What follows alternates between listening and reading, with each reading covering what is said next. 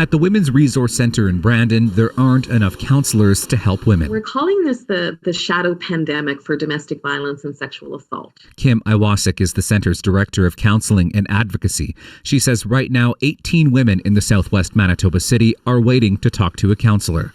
But she says that wait list is likely much higher. More than 24 other women previously on the wait list can no longer be reached.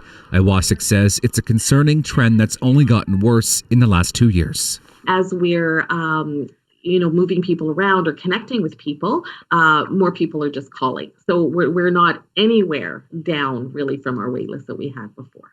Iwasek says pandemic isolation and job loss appears to be behind the recent surge, with counseling, shelter spaces, and women wanting help navigating the justice system all in record high demand since the COVID-19 pandemic began. But Iwasek says funding for the staff needed hasn't kept up. This that's happening right now is such a small snapshot of really what's going on within this pandemic as well. Her facility is not alone.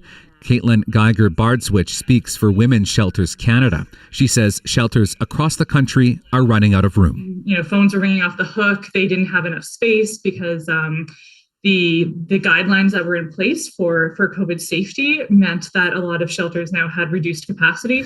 Geiger-Bardswich says some federal funding has helped during the pandemic, but Iwasek would like to see more long-term funding devoted to women's shelters and organizations, saying the need isn't going away.